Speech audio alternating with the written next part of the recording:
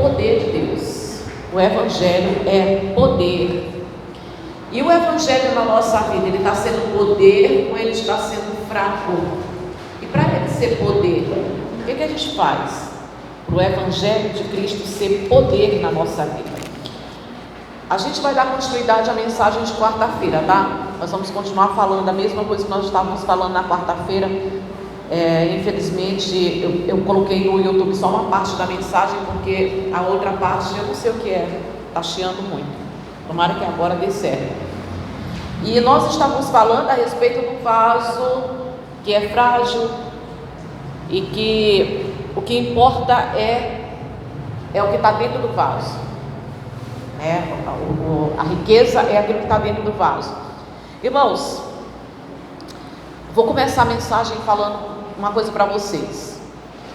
As pessoas onde você trabalha, as pessoas que moram com você, os teus vizinhos, as pessoas que você conhece lá fora, que não leem a Bíblia Sagrada, mas que observam a tua vida como cristão, a forma como você usa o cabelo, como você usa a tua roupa, principalmente nos dias de hoje, a forma como você se veste, a forma como a tua aparência, ela chama menos atenção do que o teu estilo de vida.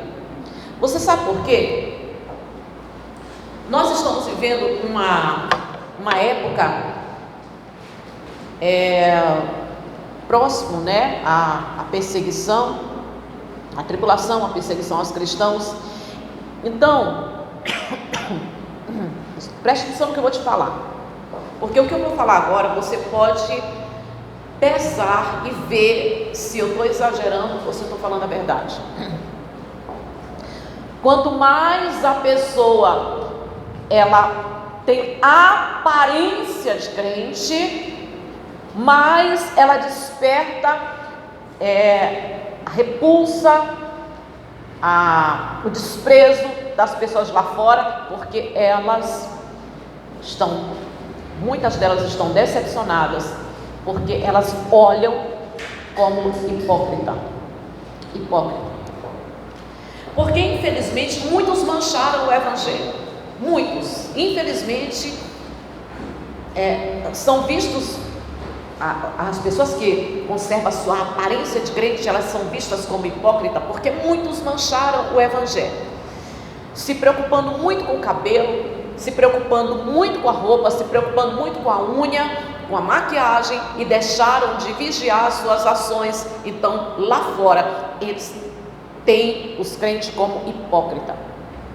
Então, o que as pessoas que convivem com você, que trabalham com você, que moram na mesma rua, que convivem, que observam a tua vida de perto, o que elas querem encontrar de realmente diferente, que elas possam dizer assim: essa pessoa é de Deus, é um comportamento diferenciado. É alguém que sabe controlar as emoções, que sabe controlar a língua, é alguém que pelo comportamento, pelo estilo de vida, pela maneira de conversar, de se relacionar, verdadeiramente mostra que foi transformado. Aparência, nem tanto, mas o interior foi transformado. É aquilo que eu estava falando na quarta-feira, né? O Evangelho, a santidade, ela não tira o prazer pela vida. A pessoa continua achando que a vida é uma bênção, ela continua com o coração transbordando de gratidão pela vida, ela continua se amando, tendo amor próprio, se cuidando da aparência. A santidade, ela tira o prazer pelo pecado, e não o prazer pela vida. Então, a mudança, a transformação, ela precisa ser dentro, e precisa ser vista pela maneira como você se comporta, como você se relaciona. E as pessoas que mais vão sentir a mudança são as pessoas que moram dentro de você. Tem um desenhista, Milor Fernandes, o nome dele, e ele falou uma frase que ela é muito verdadeira mesmo, sabe? Eu gosto dessa frase, inclusive eu até já fiz uma mensagem com essa frase. Ele disse assim: olha, como são admiráveis as pessoas que não conhecemos. Eu vou repetir, diz assim: como são admiráveis as pessoas que não conhecemos. Porque tem gente, irmãos, que, olha, é sempre muito educada, é gentil, é delicada, e sempre aparece para a gente, né, com uma aparência alegre, às vezes bem arrumada, maquiada e essas coisas todas. Mas quem conhece de verdade vê, sem maquiagem, sem máscara, sem nada, vê os defeitos, vê os furos, vê os pecados. E a gente pode pegar vários exemplos de transformação. Vou trazer para você, lógico, alguém que foi transformado. Eu gosto muito de Pedro, mas vou falar de Paulo. Vamos pegar aqui Gálatas capítulo 1. Vamos começar com Gálatas. Eu ia começar onde a gente parou na quarta-feira, mas vou reduzir, vou diminuir, tá? Vamos para Gálatas capítulo 1.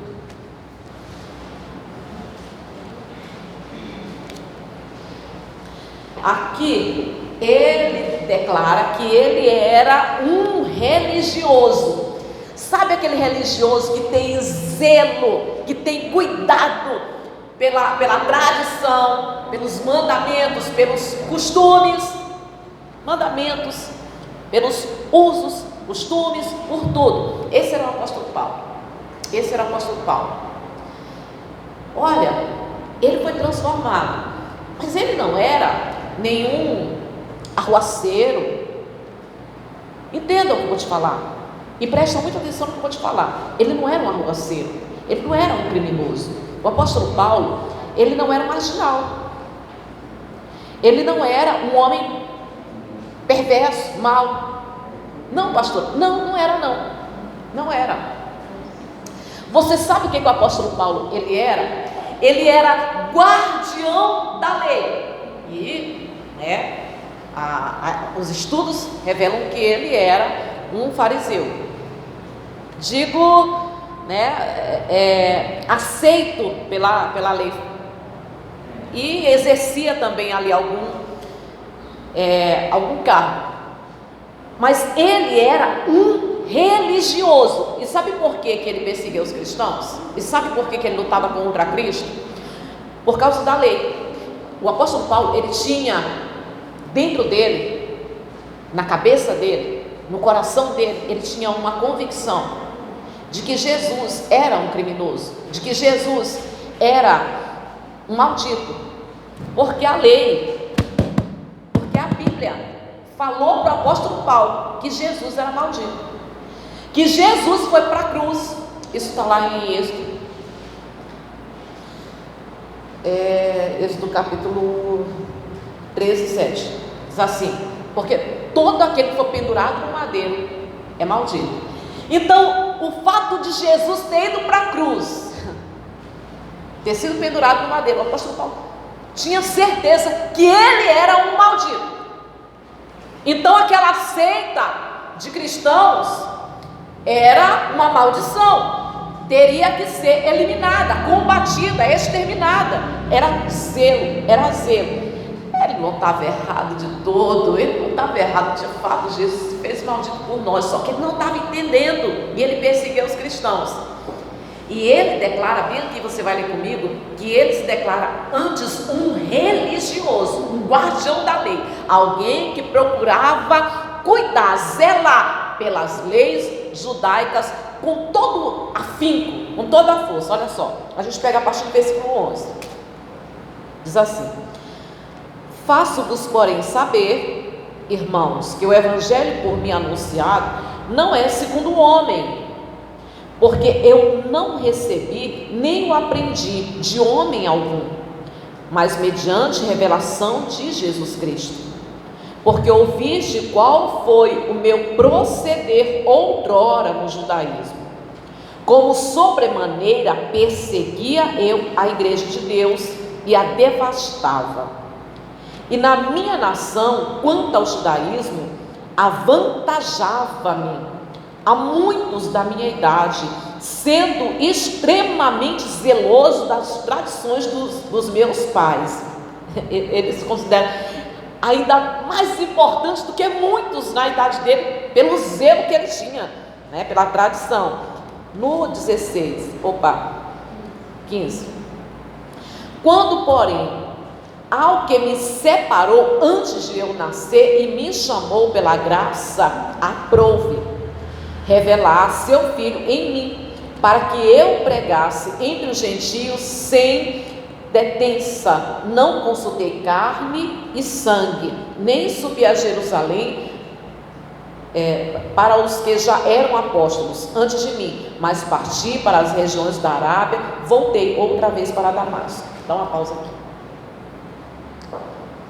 Quem viu? Quem pode dizer que é assim como ele está falando? Que ele recebeu o apostolado diretamente de Cristo. Quem viu isso? Como uma pessoa estava falando, né?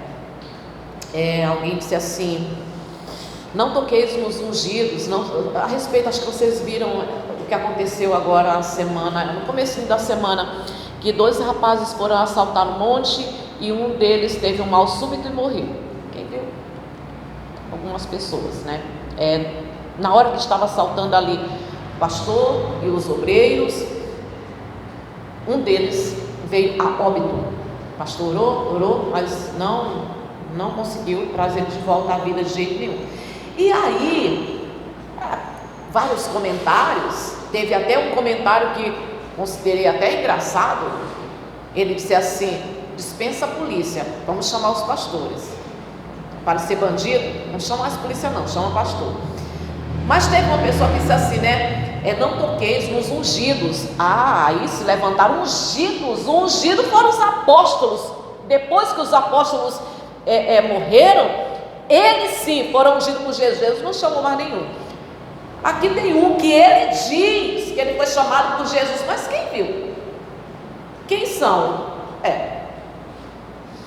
Que foi exatamente como ele está falando. Jesus deu para ele um ministério de apostolado. Quem garante? Sabe quem garante? O testemunho de vida dele, a mudança, a transformação da vida dele. E aí, o que antes perseguia a respeito daquele evangelho, de repente ele começa a falar do evangelho. Ele antes perseguia, agora ele começa a falar do evangelho. Eu marquei algumas coisas aqui, deixa eu ver se dá para... A mudança do apóstolo Paulo foi uma mudança interior. Foi uma mudança interior, tá? E a gente quer que o evangelho na nossa vida seja poder. Essa mudança também tem que ser interior. O que tem que acontecer? Primeiro, tem que responder ao chamado. Tem que responder ao chamado. Ele respondeu ao chamado, tem que responder ao chamado. Segundo, tem que romper com o passado. Tem que trazer nada do passado não, porque aquele que está em Cristo, ele é uma nova criatura. Tem que romper com o passado. Tem que saber se relacionar com as pessoas, comunhão dentro da igreja. E por onde você for, tem que priorizar a comunhão.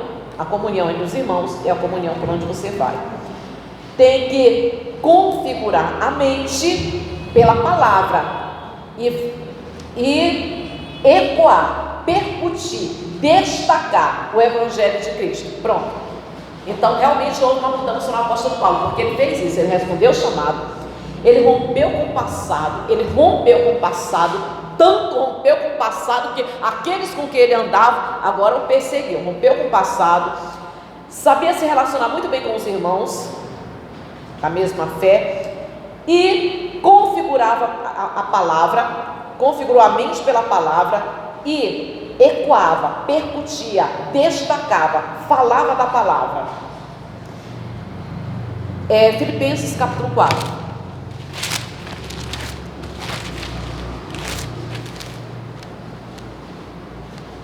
Filipenses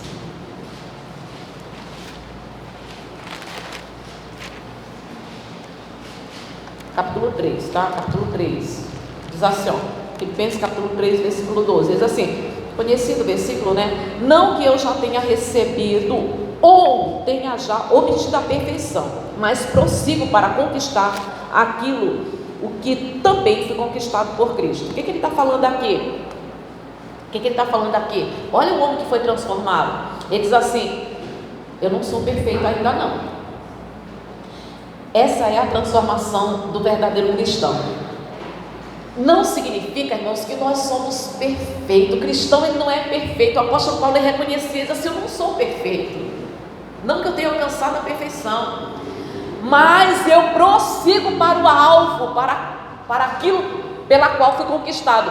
Nós que fomos transformados por Deus de fato e de verdade, não que nós sejamos perfeitos, mas a gente tem que estar comprometido com essa mudança, com esse avançar, com esse continuar. E aí, para você avançar nessa mudança, vou dar algumas dicas aqui, rapidinho, tá? Vou dar algumas dicas aqui. Primeiro, a identificação. O que é isso? É você se conhecer e ver quais são os teus erros, aquilo que mais te prejudica e aquilo que mais desagrada a Deus. Você precisa ter esse conhecimento. Não é fácil não, mas já teve algumas coisas que eu identifiquei em mim que me causaram tristeza, e aí eu fui aos pés de Jesus. Eu não aceito, Deus tira isso de mim. Eu identifiquei, eu consigo identificar que existe isso em mim, que existe esse sentimento, que existe eu não quero, Deus me liberta. Identificar, se conheça, identifica quem você é, quais são os sentimentos que estão dentro do teu coração, os pensamentos, aquilo. Se conhecer para identificar aquilo que você precisa se libertar, que você precisa se desfazer, que você precisa eliminar pelo poder de Deus. Primeiro, você conhecer. Eu vou te dar alguns exemplos aqui, tá? Tem coisa que cristão não aceita de jeito nenhum. Não, Deus me livre, está amarrado, eu nunca. Será, irmãos? Tem cristão que às vezes, quando ele se dá por conta o que ele está sentindo, inveja. Passa um tempo, quando ele pensa que não, inveja. Quando pensa que não, inveja. É aquilo dali que ele tem que lutar contra, se identificar. Mas pode não ser a inveja, pode ser o orgulho. Pense, o orgulho. Às vezes está conversando com algumas pessoas, quando você sai dali, você percebe que o teu comportamento não foi muito agradável diante de Deus. Havia um orgulho ali. Se identificar, saber aquilo que tem dentro de você que desagrada a Deus. A identificação, o comprometimento. Esse comprometimento é a mesmice, é você estar comprometido com a tua mudança. Se você estiver comprometido com a tua mudança, irmãos, não importa fulano. Olha, quem não está comprometido com a sua própria mudança, fica buscando culpado, fica colocando culpa nas outras pessoas. E aí ela vai olhar os defeitos do marido, ela vai olhar os defeitos dos pais, ela vai olhar os defeitos dos filhos, ela vai estar sempre olhando o defeito de alguém, mas ela não vai estar comprometida, porque ela é assim, porque ele faz. Ela, se não fosse o que ele fazia, se não fosse o que a mulher faz, e está sempre colocando culpa em alguém, buscando, um bode expiatório. Mas se você está comprometido com a tua mudança, cada um, sabe, quem quiser mudar, que mude, mas você vai continuar lutando pela tua mudança, pela tua transformação. Comprometimento, esse é o outro, comprometimento.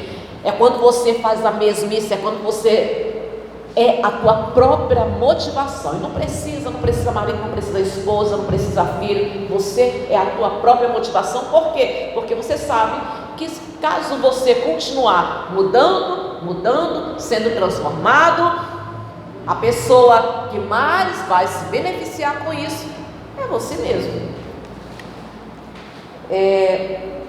Depois, traçar metas. Traçar metas é o que você quer para a tua vida espiritual, ministério, o que você quer de Deus, como você quer agradar a Deus, porque isso precisa ter na vida de um cristão. Outro, e ser constante, né? E ser constante, ou seja, continuar lutando, se esforçando, se dedicando. Isso é a pessoa que é realmente transformada. Marcos capítulo 16. Vamos lá, terminar bem aqui. Marcos capítulo 16. Vou fechar com vocês. Marcos capítulo 16. Atendeu o chamado? Atendeu o chamado? Rompeu com o passado? Uma nova criatura? Sabe se relacionar com os irmãos? A comunhão? Considera importante a comunhão? Vamos pegar aqui a partir do versículo 16, versículo 17. 17. Diz assim, deixa eu pegar o 16, tá? Quem crer e for batizado será salvo. Quem, porém, não crer será condenado. Ó, rapidinho, deixa eu explicar isso daqui. Aqui ele está falando que a pessoa atendeu o chamado, ela creu, ela acreditou. Se ela creu no coração dela, então ela vai andar de acordo com aquela fé. Quem crer e for batizado, aí ela desce as águas, e aí alcança o que? Salvação, comunhão com Deus, intimidade com Deus. Aí continuando, diz assim, olha, quem crer e for batizado será salvo, quem porém não crer será condenado. Aí no 17, estes sinais hão de acompanhar aqueles que creem. Em meu nome expelirão demônios, falarão novas línguas, pegarão em serpentes, em coisa alguma, e se alguma coisa mortífera beberem não lhe fará mal, se impuserem as mãos sobre os enfermos, eles ficarão curados. Ele está dizendo que esse sinal, ele não vai seguir pastor, ele não vai seguir obreiro, ele não vai seguir bispo, ele não vai seguir missionário. Esse sinal, ele vai seguir aquelas pessoas que creem. Houve uma mudança, houve uma transformação dentro de você. Então, os sinais têm que andar junto com você, acompanharão. Houve uma transformação interior, você se tornou uma nova criatura em Cristo, aceitou, atendeu o chamado, desceu as águas, tem comunhão com Deus, que é salvação. Comunhão com Deus é reconciliação, salvação. Agora o Evangelho é poder de Deus. E esse poder, ele está na tua vida. Não está na vida de A, está na vida daquele que crê. Ele anda junto, são os sinais. É isso que as pessoas querem ver. Não é a tua aparência, isso mesmo chama atenção. E digo para você, quanto mais a pessoa, como crente, se preocupa com a aparência, mas não tem coerência no seu andar, no seu comportamento, no seu se relacionar, por onde ela vai, como ela fala, sobre quem ela fala, como ela usa as palavras, quanto mais a pessoa ela se preocupa com a aparência e ela se descuida no seu estilo de vida, mais ela desperta ódio lá fora. Na verdade, ela afasta as pessoas do Evangelho, porque as pessoas estão vendo os cristãos como hipócritas. E para mudar a maneira como eles estão vendo, eles precisam ver o quê? Mais do que aparência, eles precisam ver que o estilo de vida é verdadeiro, é de alguém que crê, que tem comunhão com Deus, e que o poder de Deus, o Evangelho, que é poder de Deus, ele acompanha, ele anda junto, ele está junto com você. Volto a dizer, não está com o pastor, não está com o obreiro, está junto com aquele que crê. Então, se você seguiu esses passos aqui, rompeu com o passado, atendeu o chamado, desceu as águas, né? Vai dizer aqui, desceu as águas. O Evangelho de Deus é poder na tua vida, é poder. E é isso que o teu marido procura. E é isso que ele precisa, é isso que a tua esposa precisa. Os teus filhos precisam que o Evangelho seja poder na tua vida. Não seja só palavras não, mas seja poder. E que os sinais estejam andando junto, acompanhando você. E principalmente, irmãos, a santidade não é Não tira o prazer pela vida, mas tira o prazer pelo pecado. Então, o estilo de vida, de santidade, a maneira de falar, você controlar as tuas palavras, você controlar as tuas emoções, você não guardar mágoa, tudo isso é o que verdadeiramente chama a atenção lá fora. Outra coisa daqui, o apóstolo Paulo, ele foi transformado. Ele foi transformado. E como eu falei, uma pessoa transformada, ela ecoa, ela destaca, ela fala do Evangelho. Foi o que aconteceu com ele. Tem gente que diz que é transformado, mas a língua está presa, não fala da palavra de Deus, não fala, não aproveita as oportunidades, não fala para ninguém. Que transformação é essa, irmãos? Está aqui um homem transformado. Vamos pegar um exemplo de um homem transformado. Ninguém viu que ele fala que Jesus deu para ele o ministério, ninguém viu. Mas as pessoas viram, até hoje, as pessoas sabem que aconteceu, porque o estilo de vida dele foi diferente, porque a mudança de vida dele foi radical. Foi radical. Assim também, não tem como as pessoas questionar a nossa mudança, a minha mudança, a tua mudança, que nós somos de Deus. Se houver uma mudança radical, ninguém vai questionar a nossa transformação, se houve mudança ou não. Se houver realmente um estilo de vida diferente, uma mudança radical, como aconteceu com esse homem aqui, e a palavra e o Evangelho ecoar, se destacar na nossa vida, não só no fazer, no praticar, mas também no falar, ninguém vai questionar, como ninguém questionou a mudança do apóstolo Paulo.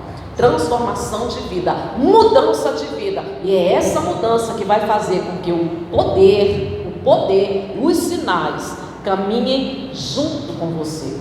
Amém, Jesus? Se coloque de pé, vamos fazer uma oração. Amém, feche os teus olhos.